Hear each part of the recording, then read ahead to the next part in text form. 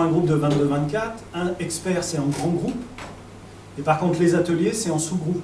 Comme ça on les fait synthétiser, et on fait synthétiser les deux groupes. Et c'est comme ça, c'est cette technique-là qui permet que chacun suive, dynamique, empile et bouge. Puisque c'est vraiment que l'objet. C'est vraiment... Le médecin, vous savez, il intervient 1h30, et avoir un médecin 1h30, en plus, nous on les choisit, ils savent parler, ils savent... Ils ont tous envie que ça dure 3 heures. Et d'ailleurs, souvent, c'est des... Chez vous, c'est pas ressorti, mais c'est souvent des demandes qu'on a. Nous, c'est pas du tout l'objet. C'est pas l'objet de faire une consultation. Le médecin, il est là pour sensibiliser sur vous vieillissez, vos organes vieillissent, mais il y a matière à y travailler. À partir de là, le médecin, il a fait son job, vous voyez. Et c'est pareil sur tous les intervenants. Les ressources, c'est pareil. On parlait au début de calculer sa retraite. C'est hyper compliqué. Moi, je vais vous dire, ça emmerde tout le monde. Hein. Et c'est pas du tout l'objet.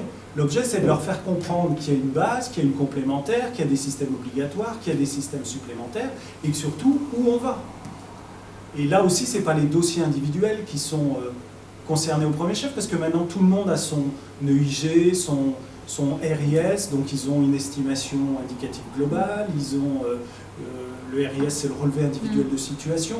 Donc tous ces éléments-là, on place le cadre, si vous voulez, mais là aussi, ça va être uniquement pour alimenter la réflexion. Les ressources en soi, c'est un des leviers, par contre, principaux qui fait bouger au premier chef, parce que c'est quand vous réalisez que vous allez toucher 45% de votre dernier revenu, vous vous dites comment je vais faire, où j'en suis de mon logement, ou c'est ces questions-là qui émergent. C'est qu'est-ce que pour vous la retraite? La plupart des hommes disent c'est très bien, je vais pouvoir aller pêcher au bord de mon étang. Donc ça, c'est possible à 60 ans, mais à 70 ans, ça sera peut-être un peu moins possible.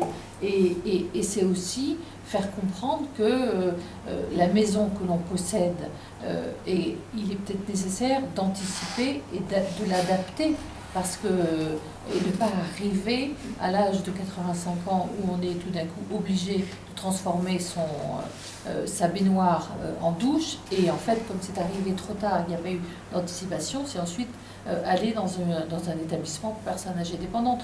La force de notre préparation, de nos stages, c'est qu'on sait de quoi on parle quand on parle d'autonomie, de personnes âgées, puisque tout ce qui nous arrive en tant qu'institutionnel sont des demandes d'adaptation du logement, ce sont des demandes mes parents sont dépendants, qu'est-ce que je fais, etc. Si on anticipe, si on amène les gens à se poser la question, à la fin du stage, il ne va pas me dire je vais passer tout le temps de ma vie à pêcher au bord de mon étang. Il peut s'intéresser aussi au bénévolat, il peut s'intéresser aussi au lien social. Voilà, c'est aussi